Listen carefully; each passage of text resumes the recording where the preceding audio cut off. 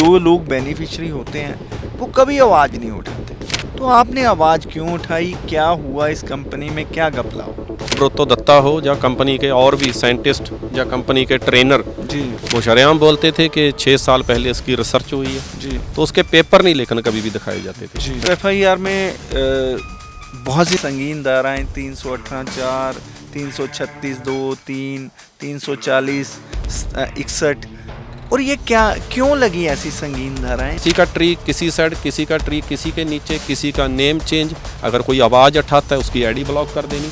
राजदीप दत्ता जी की कल एक उन्होंने वीडियो बनाकर वायरल की है। वो बोल रहे हैं कि हमारी तो बहुत प्रॉपर रिसर्च है, हमारे प्रोडक्ट्स में कोई स्टीरॉइड्स नहीं है, ये सब फेक है। हम लोग भी राजदीप दत्ता को क्वेश्चन करते थे जब हम कंपनी के बड़े प्रोग्रामों में मिलते थे कि इसमें क्या रिसर्च है।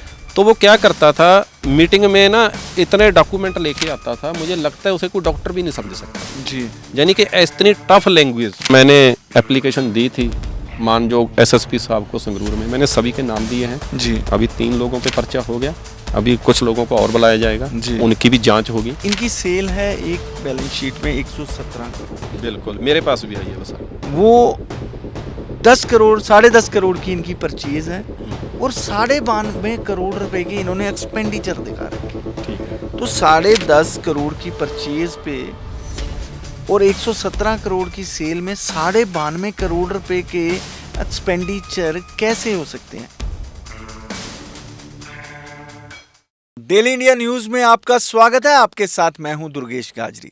दर्शकों, जिस खबर पे आज हम चर्चा करने जा रहे हैं वो बहुत बड़ी खबर है। लोगों की सेहत के साथ जुड़ी हुई खबर है, लोगों की आर्थिकता के साथ जुड़ी हुई खबर है और लोगों के भरोसे के साथ भी जुड़ी हुई खबर है। रेनेडेस वेलनेस प्राइवेट लिमिटेड नाम की एक कंपनी जो दवा और FSSAI और फूड आइटम्स ना जाने खेती बाड़ी कितने प्रोडक्ट्स पे काम करती थी, उसके खिलाफ संगरूर पुलिस ने एक FIR दर्ज की है। FIR भी संगीन धाराओं में दर्ज की है और जिस शख्स ने FIR दर्ज करवाई है वो आज हमारे साथ मौजूद हैं, जिनका नाम हरविंदर सिंह है। तो हरविंदर सिंह जी से जानने का प्रयास करेंगे कि उन्होंने इनके खिलाफ FIR क्यों दर्ज कराई। तो हरविंदर जी, स्वागत है पहले तो डेली इंडिया न्यूज़ पे आपका। Thank you Durgesh ji, thank you. मैं भी आपका धन्यवाद करना चाहूँगा कि आपके जरिए जो भी समाज में गलत काम हो रहे हैं, आप अपने चैनल के जरिए उनको लोगों के सामने, सरकार के सामने लेके आते हैं जी। और मुझे भी आपने ये मौका दिया, बहुत बहुत थैंक यू। धन्यवाद जी।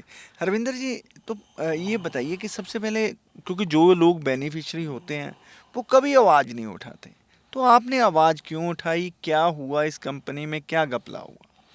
सर, मैं थोड़ा सा पीछे जाना चाहूँगा। जी। जब मैंने इस कंसेप्ट में स्टार्टिंग की थी, जी आज से 6 साल पहले मैंने सोशल मीडिया पे इस कंपनी के बारे में काफ़ी कुछ जाना। जी जो इसके प्रोडक्ट आते थे रेनेडस नोवा, जी उसकी बहुत सारी वीडियो डलती थी जी। कि ये शुगर ठीक करता है, ये थायराइड ठीक करता है, जी। ये स्किन की प्रॉब्लम में ठीक करता है, और दबादब वो वीडियो सोशल मीडिया पे चल रही थी। जी तो आपको पता ही है दुर्गेश जी, जो बेरोजगार बच्चे हैं, जी जिनके पास रोजगार नहीं है, जी हमेशा हर बंदा चाहता है कि उसको कोई रोजगार मिले। जी मैंने देखा कि अगर प्रोडक्ट के इतने अच्छे रिजल्ट हैं तो इसकी तो मार्केट में बहुत बड़ी डिमांड होगी। जी जी फिर मेरे को पता चला ये डायरेक्ट सेलिंग में है, मल्टी लेवल मार्केटिंग में है, जी और मेरे को जहाँ से एक रोजगार भी मिल सकता है। जी तो मैंने सोशल मीडिया पे लखविंदर खंगूड़ा जी के बारे में देखा हुआ था, वो अच्छी पर्सनैलिटी हैं, जी और उनसे मैंने संपर्क किया, उनसे मैं मिला और उनके साथ फिर मैंने इस कंसेप्ट को स्टार्ट किया। जी लेकिन जैसे जैसे काम आगे चलता रहा तो काफ़ी कुछ ऐसा देखने को, सुनने को मिला जो गलत था। जी जैसे रेनेडस वेलनेस में बोलते थे पहले कि 2018 से पहले 6 साल की USA में इसकी रिसर्च हुई है। जी उसके बारे में हमें पता चला कि ऐसा कुछ भी नहीं था। नहीं, ये तो USA की कंपनी बताते हैं। अपने प्रोडक्ट के ऊपर भी लिखा हुआ है इनका रेनेडेस। अगर 2019 के प्रोडक्ट जो मेरे पास पड़े हैं, 20 के 21 में, उसमें इन्होंने स्पष्ट लिखा हुआ है कि रेनेडेस नोवा जो है वो रेनेडेस वेलनेस LLC अमेरिका से जुड़ी हुई कंपनी है, उसके लिए स्पेशली मैन्युफैक्चर हुआ है। बिल्कुल दुर्गेश जी, हम लोग भी जब भी कंपनी के बड़े इवेंट होते थे, जी सुब्रतो दत्ता हो या कंपनी के और भी साइंटिस्ट या कंपनी के ट्रेनर जी वो शरेआम बोलते थे कि 6 साल पहले इसकी रिसर्च हुई है, जी तो उसके पेपर नहीं लेखन कभी भी दिखाए जाते थे, जी। है ना। तो ऐसा कुछ नहीं है, कोई यूएसए की कंपनी नहीं है, कंपनी इंडिया की है जी और इंडिया से इन्होंने स्टार्टअप लिया है और एक वो जुमला बनाया था वो, जी। ठीक है। तो एक जो मतलब कि हाइट क्रिएट करने के लिए बिल्कुल। तो ये सारा कुछ इन्होंने किया, पर ये अमेरिका की कंपनी है या नहीं, मैं फिर से चाहूँगा कि आप स्पष्ट कीजिए और मतलब कि डिटेल में बताइए। तो सर वैसे तो ये कुछ दिनों में आपके सामने ही आ जाएगा। जी हो सकता है वो खुद पुलिस के सामने ये स्टेटमेंट दें, जज के सामने ये खुद स्टेटमेंट दें कि कोई अमेरिका की कंपनी नहीं है, ये इंडिया की ही कंपनी है। पर ये फिर कैसे दावा कर सकते हैं कि रेनेडिस वेलनेस एलएलसी यूएसए और एक स्टेट में ये रजिस्टर्ड है, ये फिर कैसे दावा कर रहे थे? सर सिर्फ वो एक डम्मी एड्रेस डाले हुए हैं, जी ऐसा कुछ नहीं है। और आपको पता ही है कि इंडिया में अनपढ़ता लगा लो, बेरोजगारी ज़्यादा लगा लो, हर नया बंदा प्रभावित हो जाता है जी। इन्हीं ऐसी बातों से। और एक ये भी मामला है, जो मैं एफआईआर पढ़ रहा था, तो एफआईआर में बहुत सी संगीन धाराएं 318(4), 336(2), 340, 61, और ये क्या क्यों लगी ऐसी संगीन धाराएं? कोई फर्जी दस्तावेज तैयार किए गए, कोई फर्जी एफिडेविट तैयार किए गए, क्या था मामला? वैसे तो दुर्गेश जी, जिस चीज़ पे हम चले थे जी उसकी एक बहुत लंबी जांच है, जी ठीक है, काफ़ी कुछ है। ये तो एक ये लगा लो कि इनसे गलती हो गई कि हमें पता चल गया, जी यानी कि हमें पता चलने की गलती हो गई इनसे, वरना तो ये अभी तक किसी को ना ही पता चलता, है ना। जी मेरे साथ ये हो चुका था, मैं इसको देख रहा था, इसकी गहराई से मैं जांच कर रहा था। मैंने लखविंद्र खंगूड़ा जी से भी इसके बारे में बातचीत की थी, जैसे पहले आप लोगों ने पॉडकास्ट की है, कौशल जी की है, एडवोकेट साहब हैं, उनका भी बहुत बड़ी हमें हेल्प मिली है, उनका भी मैं थैंक यू करना चाहूँगा। और लखविंद्र खंगूड़ा जी ने भी काफ़ी कुछ आपको बताया है। वैसे तो बताने को कुछ बचा नहीं है, यानी कि कुछ बातें रिपीट भी होंगी, मैं चाहता हूँ कि रिपीट होनी भी चाहिए, क्योंकि जी आज हमारे पास उसके प्रूफ है ना। जी अगर प्रूफों के आधार पे बात करेंगे तो उसका ज़्यादा असर होगा। तो वैसे तो जांच का विषय बहुत बड़ा है, जी लगे तो हम बहुत बड़ी जांच पे हैं, जी ठीक है।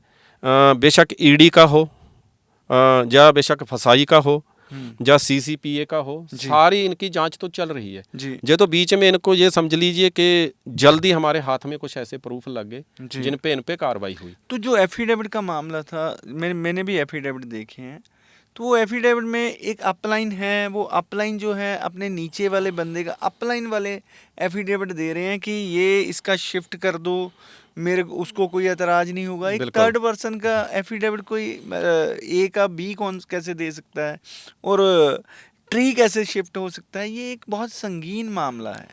तो क्या कंपनी में ऐसे ही चलता था, लोगों की जो नीचे की कमाई थी वो किसी और को शिफ्ट कर दी जाती थी?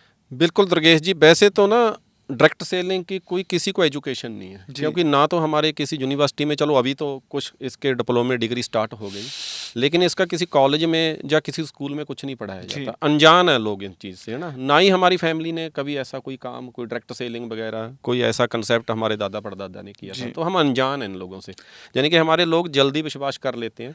अभी हमें पता चल रहा है, जैसे जैसे हम एक्सपर्ट लोगों को मिल रहे हैं, आप जैसे लोगों के साथ हम मिलके बातचीत कर रहे हैं, कि कभी भी कोई भी नेम चेंज नहीं हो सकता, जी कभी भी किसी का ट्री शिफ्ट नहीं किया जा सकता, जी। ऐसा हो ही नहीं सकता। और बहुत सी ऐसी कंपनियां इंडिया में, इंटरनेशनल कंपनी, जो बहुत अच्छा काम कर रहे हैं, हमारी उनसे भी बातचीत हुई, क्या आपकी कंपनी में कुछ ऐसा होता है? तो बोले बिल्कुल भी नहीं ऐसा होता, ऐसा हो ही नहीं सकता। जी लेकिन फिर भी इन्होंने क्या बनाया हुआ था, एक ना डर बनाया हुआ था अंदर, क्योंकि करना तो इन्होंने था, किसी का ट्री किसी साइड, किसी का ट्री किसी के नीचे, किसी का नेम चेंज, अगर कोई आवाज़ उठाता है उसकी आईडी ब्लॉक कर देनी, ऐसा कुछ चल रहा था, है ना। जी। तो इन्होंने इसके लिए ना लोगों को मूर्ख बनाने के लिए एक एफिडेविट का फंडा भी बीच में तैयार किया हुआ था, कि अगर किसी ने नाम चेंज करवाना है, कोई बंदा छोड़ के चला गया, या इन्होंने उनकी ज़बरदस्ती आईडी ब्लॉक कर दी, तो उसका एक ना ट्री शिफ्ट होता था, उसको उसका सीनियर कहीं भी लगा सकता था, उसको एक एनओसी देनी पड़ती थी 50 रुपये के स्टाम्प पे, जैसे लखविंद्र खंगूड़ा जी ने आपको डिटेल में बताया है। तो ये मैंने जो स्टैम्प पेपर मैं देख रहा हूँ, जो आपने मेरे को भेजी हैं, डिजिटल कॉपीज भेजी हैं, एक ही स्टैम्प नंबर है, एक ही स्टैम्प पेपर पे मतलब कि ना जाने कितने लोगों के एफिडेविट तैयार किए हैं। किसी पे जो नोटरी पब्लिक लुधियाना से स्टैम्प लगी है, किसी की पटियाला से लगी है, ये बिल्कुल। कैसे? तो ऐसा है, देखिए, आम लोगों के लिए तो ये था कि आपने कोर्ट में जाना है, कचहरी में जाना है, वहाँ से 50 रुपये का स्टाम्प आपने परचेज करना है अपने नाम पे, फिर आपने उसमें मैटर लिखवाना है सारा, फिर नोटरी से टेस्टेड करवाना है, और उसकी जो ओरिजिनल कॉपी है ना वो हेड ऑफिस कोरियर करनी है, पोस्ट करनी है, और उसकी एक स्कैन कॉपी, फोटो कॉपी खींच के कंपनी को भेजनी है अपने किसी बड़े सीनियर के जरिए। आम लोगों के लिए तो यही था, मेरे लिए भी ऐसा ही था। मैं भी लगातार 6 साल इसी प्रोसेस से, क्योंकि मुझे भी तसल्ली होती थी ना, मैं 50 रुपये के स्टाम्प पे कर रहा हूँ, कंपनी को भी तसल्ली होती थी। लेकिन मुझे एक बात और पता चली, जो कंपनी के चहेते लोग हैं कुछ जो बड़े लेवल पे बैठे हैं, उनके लिए ऐसी कोई कंडीशन नहीं है। अच्छा, उनके लिए कोई कंडीशन नहीं है, उनको किसी भी नोटरी वाले के पास जाने की ज़रूरत नहीं है, किसी से स्टाम्प खरीदने की ज़रूरत नहीं है।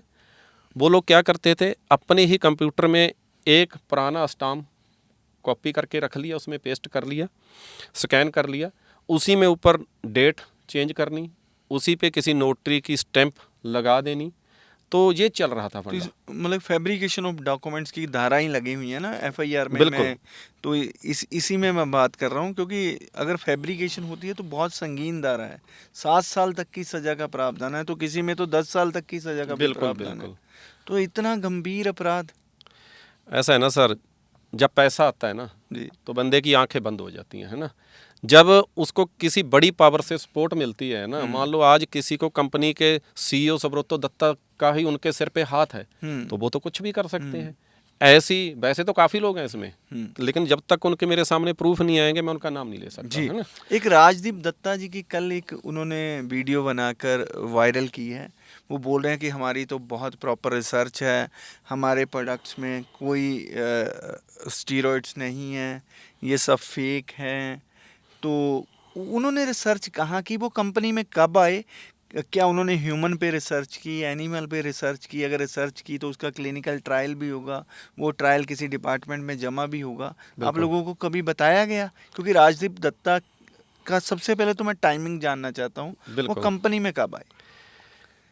2018 में कंपनी स्टार्ट हुई जी, और मैं 2020 में आया। जी, 2020 में बोला जा रहा था कि 2018 से पहले 6 साल यूएसए में रिसर्च किया हमारे बहुत अच्छे किसी साइंटिस्ट ने इसकी। जी, लेकिन हम लोग देखते हैं कि राजदीप दत्ता 2023 में आता है कंपनी में। तो हम लोग भी राजदीप दत्ता को क्वेश्चन करते थे जब हम कंपनी के बड़े प्रोग्रामों में मिलते थे कि इसमें क्या रिसर्च है। तो वो क्या करता था, मीटिंग में ना इतने डॉक्यूमेंट लेके आता था, मुझे लगता है उसे कोई डॉक्टर भी नहीं समझ सकता। जी, यानी कि इतनी टफ लैंग्वेज, जी, मेरे जैसा तो 12वीं पास उसको कैसे समझ लेगा, है ना। जी, कोई भी नहीं उसको समझ सकता, यानी कि लोगों को कन्फ्यूज करके जाता था, कुछ बता के नहीं जाता था। जी। तो ऐसी है सर, 2023 में आया है।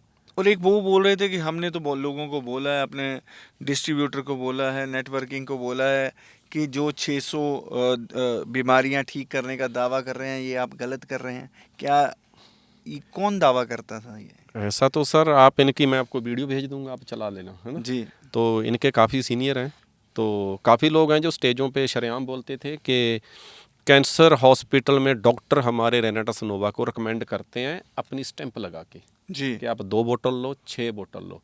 अभी तो पीछे 2 साल पहले की बात है, सुब्रतो दत्ता ने खुद जूम मीटिंग लगा के और एक बड़े इवेंट में ये बोला है कि हम डॉक्टरों के लिए एक कॉलम लेके आ रहे हैं वेबसाइट में।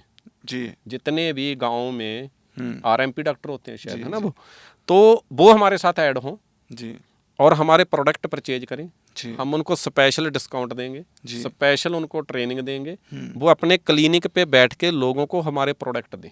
जी। देखिए, एक बात मैं और पूछना चाहता हूँ, क्योंकि जो राजदीप दत्ता हैं वो एक स्लाइड में दिखा रहे हैं कि ये हमारा रिसर्च है, जीएलपी जो लैब है उससे हमारी टेस्ट हुई है। तो जीएलपी को एक लैब को लाइसेंस मिलता है, ठीक है जी। बिल्कुल। तो उसका कोई क्या खास मतलब औचित्य हो सकता है? दूसरी बात ये बोल रहे हैं कि रिपोर्ट तो 5,000 में खरीदी जा सकती है, खुद ही बोल रहे हैं। बिल्कुल।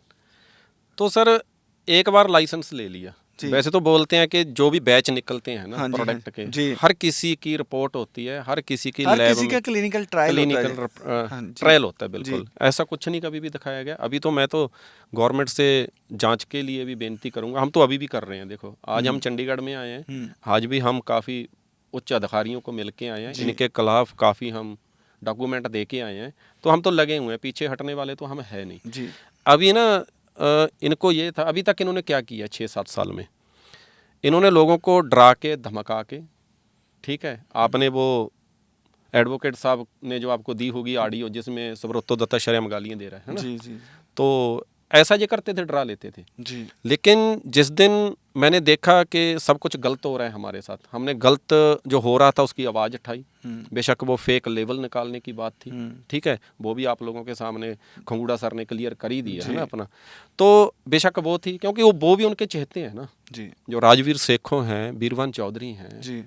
वो आके कसम खा लें कि उनका रैंक फेक निकला है जाना, क्योंकि जो उनके चहेते हैं, मैंने पहले भी आपको बोला, मैनिपुलेशन होती रही जो इनके चहेते हैं वो कोई भी रैंक निकाल सकते हैं, वो अपने हिसाब से पे आउट ले सकते हैं, अपने हिसाब से प्रोराटा लगा सकते हैं, और अपनी मर्जी से कोई भी स्टाम्प बना सकते हैं वो जो इनके चहेते हैं। और उनकी पूरी अच्छी खासी लिस्ट जब मैंने एप्लीकेशन दी थी मानजोग एसएसपी साहब को संगरूर में, मैंने सभी के नाम दिए हैं जी। अभी 3 लोगों पे पर्चा हो गया, अभी कुछ लोगों को और बुलाया जाएगा, उनकी भी जांच होगी जी। तो मैं तो यही मांग कर रहा हूँ कि हमने तो पहले दिन भी बोला था कि दूध का दूध, पानी का पानी होना चाहिए जी। अभी थोड़े से दूध का दूध, पानी का पानी हो गया, अभी पूरा ड्रम भरा हुआ है, वो भी जल्दी हो जाएगा। अच्छा, कुशल शर्मा जी ने आरोप लगाया था कि जो दवाइयाँ हैं, मान लीजिए 100 रुपए की दवाई है, वो 1300-1400 रुपए में बेचते हैं। मैं इनकी बैलेंस शीट चेक कर रहा था, तो बैलेंस शीट में इनकी सेल है, एक बैलेंस शीट में 117 करोड़ की। बिल्कुल, मेरे पास भी आई है बस सर। वो 10 करोड़, 10.5 करोड़ की इनकी परचेज है, और 92.5 करोड़ रुपए के इन्होंने एक्सपेंडिचर दिखा रखे हैं। ठीक है, तो 10.5 करोड़ की परचेज पे और 117 करोड़ की सेल में 92.5 करोड़ रुपए के एक्सपेंडिचर कैसे हो सकते हैं? क्या जो प्रोडक्ट थे, जो 10.5 करोड़ वाले प्रोडक्ट इन्होंने हजारों गुना ज़्यादा बेचे हैं, तो उनकी क्वालिटी में कहीं ना कहीं कोई झोल होगा, क्योंकि क्या इतना डिफरेंस है? और जो कंज्यूमर प्रोटेक्शन एक्ट बोलता है और डायरेक्ट सेलिंग रूल्स 2021 बोलते हैं, जो डायरेक्ट सेलिंग सिस्टम है वो कंज्यूमर की प्रोटेक्शन के लिए है और प्रिंसिपल टू प्रिंसिपल यानी कि पी टू पी के लिए है। बिल्कुल बिल्कुल। तो इसमें इतने एक्सपेंडिचर कहाँ से आ गए? 92.5 करोड़ रुपए, और एमसीए की वेबसाइट पे पड़ी है वो बैलेंस शीट। तो अभी जिस दिन सर एफआईआर हुई है ना, उस दिन मेरी एडवोकेट सर से बात हुई, कौशल सर से जी। तो हमने वैसे ही बोल दिया उनको कि हमने तो बहुत बड़ी जंग जीत ली है ना जी। कि बहुत कुछ हो गया। बोला सर अभी तो 5% हुआ है जी। अभी 95% तो बाकी है जी। तो हमने उनसे पूछा कि ऐसा 95% क्या है आप इतनी बड़ी एफआईआर को, और मुझे लगता है कि इसमें तो बेल भी नहीं है ना। जी जी जी। इसमें तो बेल भी नहीं है जल्दी, हाई कोर्ट से ही बेल मिलेगी। अभी मैं आपका एक लिंक देख रहा था, उसमें आपने चलाया सारा कुछ, इसमें तो हाई कोर्ट में बेल भी नहीं है ना। उनका पीछा तो छूटने वाला नहीं है। तो बोल रहे अभी ये तो 95% तो इनका जो इनके घपले अभी वो पड़े हैं, है ना। उसकी भी मैं मांग करता हूँ। जैसे अभी ये मेरे पास भी आया था 2020-21 की बैलेंस शीट है ना जी, और ये गवर्नमेंट की एमसीए की वेबसाइट पे वेबसाइट से निकाली हुई है। मैं तो बोलता हूँ जितने भी इनके अंधभक्त बने हुए हैं वो भी निकालो भाई। हमने भी 6 साल आंखें बंद करके इन पे विश्वास किया है, इनकी सपोर्ट की है, इनके साथ खड़े हुए हैं, लेकिन हमें ही जैसे बोलते हैं ना कि मक्खन से बाल निकाल के कोई ऐसे फेंक देता है, ऐसे हम लोगों को फेंक दिया था। वो तो हमारे गुरु महाराज की, ठीक है, उनकी कृपा थी हम पे, जहाँ हमारी फैमिली की, जहाँ हमारे बहुत से सपोर्टर। अच्छा, उनको भी मैं बोलूँगा कि हमारे सर, अगर आज मैं इस जगह पे बैठा हूँ ना, तो हमारे जो प्यार करने वाले थे लखविंद्र खंगूड़ा को और हमें, उन लोगों ने हमें इतनी सपोर्ट की जिसकी वजह से आज हम मुझे लगता है कि 5% जंग जीत पाए हैं। अभी 95 और जीत जाएंगे जी। और एक मैं और देख रहा था, जब रिकॉर्ड में देख रहा था एमसीए की वेबसाइट पे, तो उसमें जो शेयर पैटर्न है, मान लीजिए 50,000 शेयर हैं, 500 शेयर एक इनके शेयर होल्डर के हैं, जो इनके डायरेक्टर हैं, 501 के पास है, और 49,000 शेयर 98% शेयर हैं जो वो सुब्रतो दत्ता के पास है। तो क्या इसका सीधा सीधा यही माने कि ये सुब्रतो दत्ता ही असली मालिक है? असली मालिक तो सर जो कुछ साल पहले बने हैं, उससे पहले तो ये हमारी तरह वर्कर थे, बोलते थे हम आपकी तरह काम कर रहे हैं। यानी कि मैं तो ये बोलता हूँ जिस चीज़ की नींव भी झूठ से टिकी हुई है ना, उसका तो एक दिन एंड होना ही होना। लेकिन मुझे कंपनी के एंड होने का दुख नहीं है, लेकिन कुछ लोग जो एज ए कैरियर जहाँ पे लगा के आए थे, उनकी जब उनके कैरियर को खतरा होता है, बिल्कुल थोड़ा सा इमोशनली होते हैं, लेकिन कोई बात नहीं।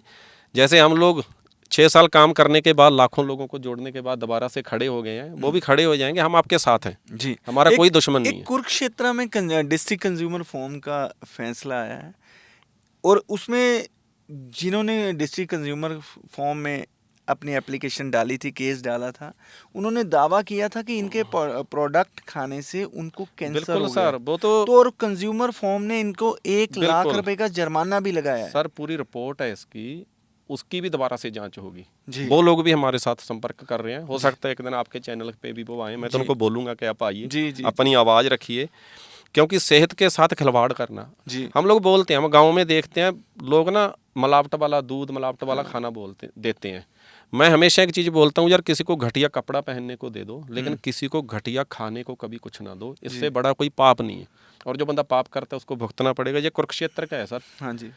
वहाँ पे एप्लीकेशन की थी इनके थ्रू और 1 लाख रुपए का इनको जुर्माना लगा था। वो भी प्रूफ तो सर इतने बड़े हैं, मुझे लगता है कि एक छोटा ट्रक आया करेगा जब भी ये पेशी पे आएंगे भर के, इतना कुछ इनके खिलाफ है। हजारों लोगों के हमें कॉल आ रहे हैं और हमें मिल रहे हैं जिनके साथ कुछ ऐसा हुआ था, लेकिन ये आवाज़ दबा देते थे। तो एफएसएसआई ने भी इनको नोटिस निकाला, जीएसटी ने भी इनको नोटिस निकाला, और ना जाने कौन कौन से जो गवर्नमेंट के अदारे हैं। मेरे को तो अब ये भी लग रहा है कि शायद इसमें ईडी भी इन्वॉल्व हो जाएगी। बिल्कुल सर, हो गई है, इनकम टैक्स भी हो रहा है, ईडी भी हो रही है, क्योंकि दिल्ली से हमारे एडवोकेट साहब 92 करोड़ रुपए के 117 करोड़ में एक्सपेंडिचर सर, ऐसे कहाँ हो सकते हैं? सर कर सकते हैं, ऐसे लोग तो कर सकते हैं ना, ऐसे लोग कर सकते हैं। तो इसके सीए और कंपनी सेक्रेटरी के खिलाफ भी तो जांच होनी चाहिए ना। पहले तो सर अगर आप गहराई में जाएंगे ना, हम एक छोटी सी चीज़ लेके चले थे जी, और हमें इतना कुछ इनका पता चला, इनके काले चिट्ठे सामने आए हैं। जैसे खंगूड़ा सर ने बोला, जितने भी इनके स्टाफ के लोग हैं सारे के नाम जाली हैं, ऑफिस कहीं पे है, काम कहीं पे चल रहा है। अच्छा जी। और मैं बार बार एक ही चीज़ बोलूंगा कि जैसे हमारी आंखों पे पर्दा डाला हुआ था ना, अभी भी बेचारे मेरे भाई आज भी इन पे यकीन कर रहे हैं। तो अरे भाई अपने आंखें खोलो, और मैं नहीं बोल रहूँगा, हमारे साथ आइए, आप इनको क्वेश्चन करो। तो मैं एक और बात हरविंदर जी आपसे पूछूंगा, जो राजदीप दत्ता है वो बार बार रिसर्च का जिक्र कर रहे हैं, उनके रिसर्च पेपर कहाँ है, वो पब्लिक क्यों नहीं करते?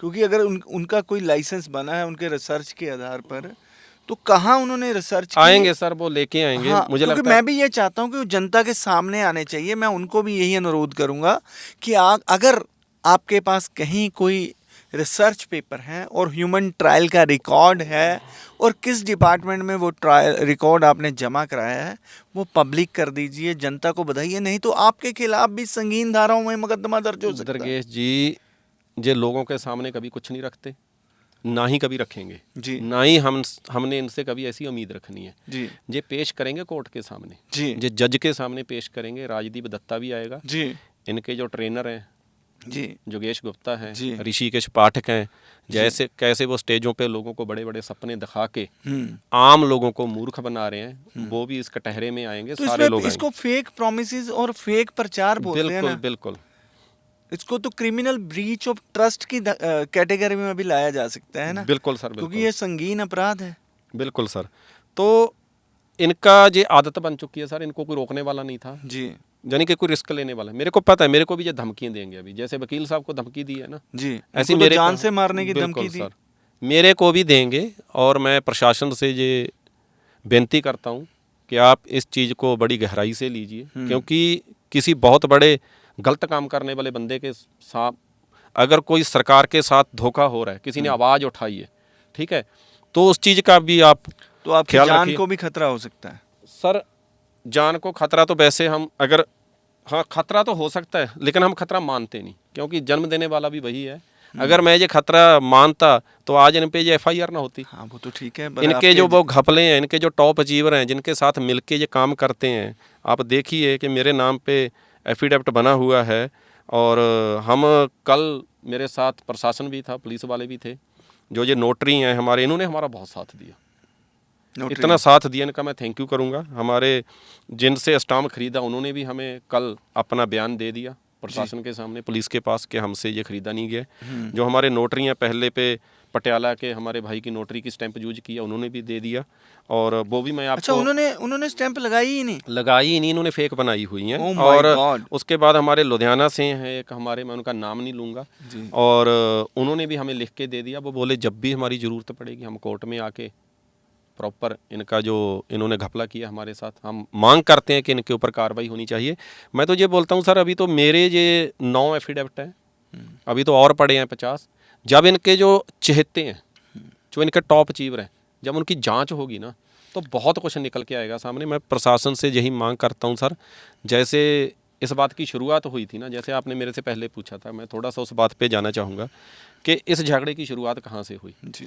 तो आपको पता ही है, लखविंद्र खुंगड़ा जी ने बताया था कि राजवीर सेखों और बीरबल चौधरी जी का रैंक, रूबी रैंक, अभी बिजनेस डलना बाकी है, पहले ही निकाल दिया। और इस चीज़ की आवाज़ उठाई लखविंद्र खुंगड़ा जी ने, और मैंने उनका साथ दिया। ठीक है, मैंने उनका साथ इसीलिए दिया क्योंकि मैंने उनके साथ 6 साल काम किया। मैं उस बंदे का मन और अच्छी तरह से जानता हूँ। वो बेशक बोलने में हो सकता है किसी लोगों को उनकी थोड़ी सी जो आवाज़ है वो रफ लग रही हो, लेकिन वो दिल के बहुत अच्छे बंदे हैं। जो बंदे उनको अंदर से जानते हैं वो उसको कभी नहीं छोड़ते, है ना। वो हमेशा हर किसी के साथ खड़ते हैं। मेरे साथ भी वो उस समय खड़े थे जब मेरे को बहुत ज़्यादा ज़रूरत थी, तो आज मेरी ड्यूटी बनती थी कि मैं उनके साथ खड़ा हूँ। तो मैंने उनके उस समय उनका साथ दिया, और उसी वक्त मैं कंपनी की मैनेजमेंट में मैं भी उनकी आंखों में रटकना स्टार्ट हो गया था कि ये बंदा इसका साथ क्यों दे रहा है। जी। ठीक है, तो लखविंद्र खुंगड़ा जी की तो आईडी ब्लॉक की, मेरी भी कर दी बिना वजह। जी। और क्या बनाया उन्होंने, रीजन क्या बताया कि आपने लखविंद्र खुंगड़ा की आईडी खोल के जो राजवीर सेखों और बीरबल चौधरी जी का रैंक फेक निकाला है, उनकी वीडियो बना के लोगों को दी। और खंगूड़ा सर ने वो सारा आपको प्रूफ दे दिया था कि वो मेघराज शर्मा ने बनाई थी, मेरा तो कोई कसूर ही नहीं था। एक जनकराज शर्मा कौन है, उनका भी नाम बहुत आता है, वो भी उनके मैं वीडियोस भी बहुत देखता हूँ।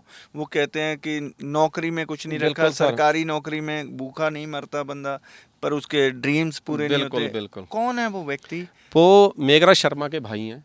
अच्छा जी। हाँ, अपने आप को बताते हैं विजिलेंस में वो इंस्पेक्टर बताते हैं, लेकिन उनकी भी जांच चल रही है अभी। आज हमने उनकी भी शिकायत की है उनके उच्च अधिकारियों को, और वो भी जांच के कटहरे में आएंगे जल्दी, क्योंकि 10-10 इंटरनेशनल टूर बिना परमिशन तो मिलती ही नहीं ना। आपसे भी उनकी उस दिन फोन पे बात हुई थी, परमिशन तो मिलती नहीं। और वो तो कहते हैं हमें जरूरत ही नहीं है। मैंने उनसे पूछा कि आप पुलिस में हैं, वो कहते मैं तो पुलिस में हूँ नहीं, मैं तो होम गार्ड में हूँ, हमें तो जरूरत ही नहीं है, हम तो वॉलंटरी फोर्स हैं। क्या अभी वो प्लाटून कमांडर बताया था? हाँ, यही बताया था। और वो भी अपने डिपार्टमेंट को बताएंगे ना वो जी, और हम उनकी वो ले लेंगे, सारी आरटीआई निकाल देंगे, सारा कुछ सामने आ जाएगा जी। तो ये जो काम है ना स्टामो वाला जी, ये उसी की शय पे चलता था बिल्कुल। जिसका भाई विजिलेंस में हो और इंस्पेक्टर हो, है ना, उसके साथ मिलके काम कर रहा हो, और उसकी पूरी टीम, काफ़ी लोग हैं। मैंने जो एप्लीकेशन दी थी उसमें सभी का नाम मैंने डाला, जिन जिन के एफिडेविट उन्होंने खुद बनाए हुए हैं, है ना जी। तो वो भी बीच में आएंगे। और आपको पता ही है कि गवर्नमेंट जॉब के साथ साथ कोई अलग से काम कर ही नहीं सकता। बिल्कुल नहीं, ठीक है। वो अपनी मिसेज के नाम पे काम कर रहे हैं। अगर वो होम गार्ड में वॉलंटियर हैं तो कर सकते हैं शायद। देखो जी, ये तो उनका, मुझे लगता है कि 1-2 दिन में, हम आज जाके आए हैं और 1-2 दिन में सामने आ जाएगा सारा कुछ, वो कर सकते हैं जाना।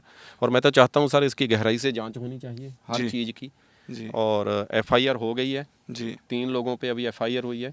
बाकी लोगों को जल्दी जो भी हमारा इन्वेस्टिगेशन ऑफिसर है उनको बुलाएगा, हर किसी की जांच करेगा जी। और मैं तो बोलता हूँ कोई भी बचना नहीं चाहिए जी। अगर कोई धोखा कर रहा है सरकारी फीस के साथ, है ना, सरकारी स्टाम्प, गवर्नमेंट के अकाउंट में ये पैसा जाना था जिससे हमारे पूरे देश का, पंजाब का विकास होता है, और वही हम गलत बना रहे हैं, है ना। तो इसकी गहराई से जांच और भी होनी चाहिए। और भी काफ़ी लोग आएंगे इसमें, काफ़ी कुछ आएगा। जैसे आपने बोला था कि प्रोडक्ट, जितने इनके प्रोडक्ट हैं, बेशक वो कॉस्मेटिक के बनाए हुए हैं इन्होंने, एग्रीकल्चर के हैं, और मैं तो बोलता हूँ कि पंजाब में एक बार तो इनके बंद हो गए थे।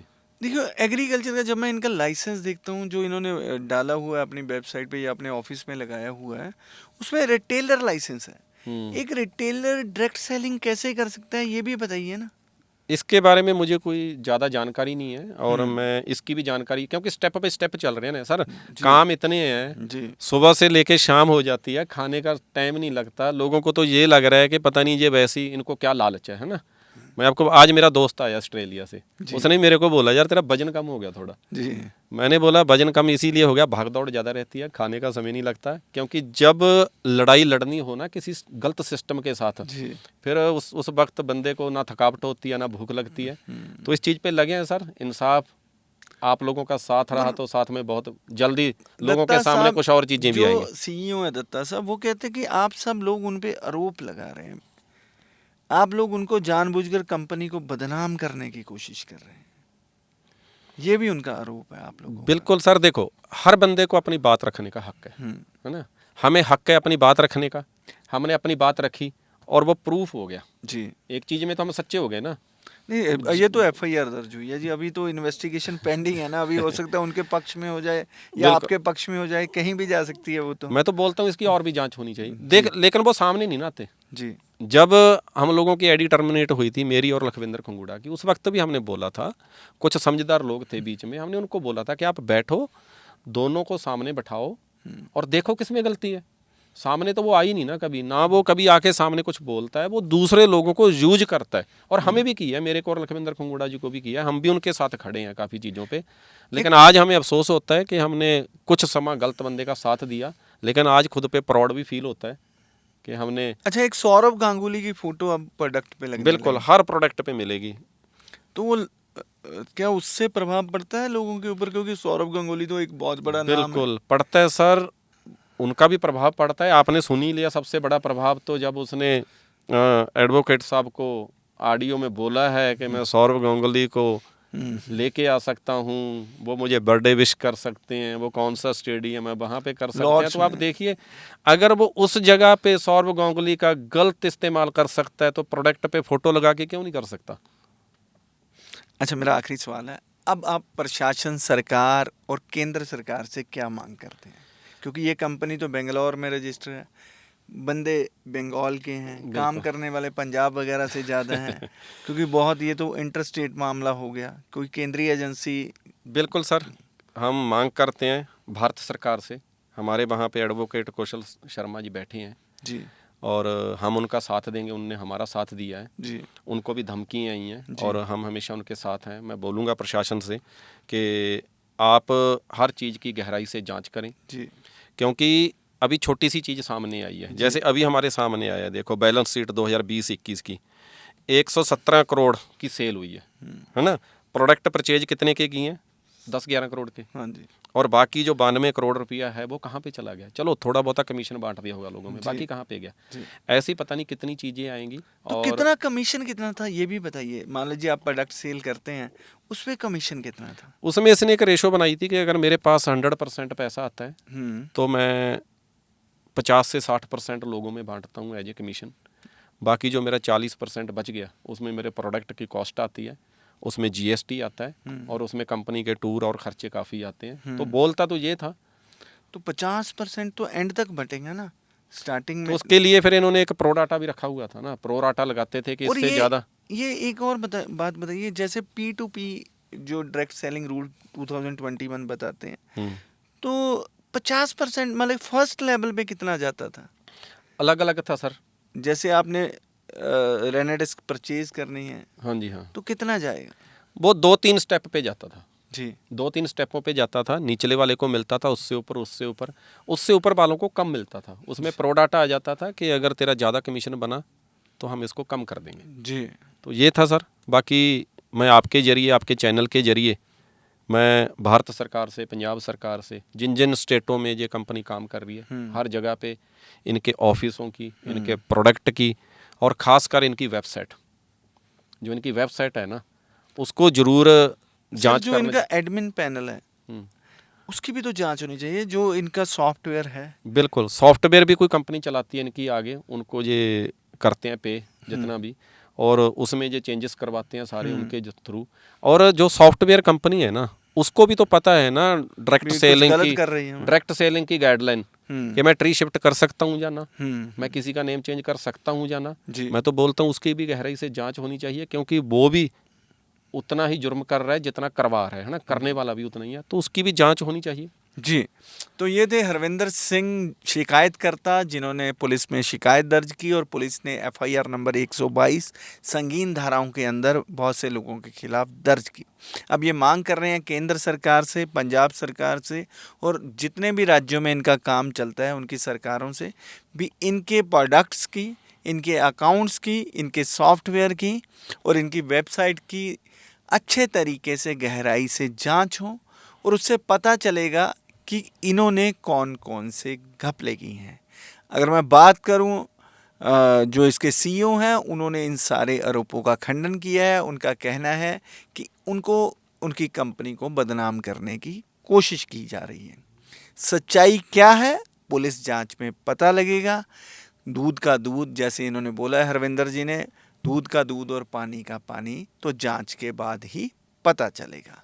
तो दर्शकों, क्या सच है क्या झूठ है, कंपनी कोई गलत काम कर रही है या नहीं कर रही, मैं आपके विवेक पे छोड़े जा रहा हूं और कोशिश करूंगा कि सुब्रतो दत्ता जी हमारे प्लेटफॉर्म पे आएँ, अपना पक्ष रखें या अपने किसी भी व्यक्ति को भेजें, जो ऑथोराइज करके किसी वकील को भेजें, ताकि हम उनका पक्ष भी चला सकें।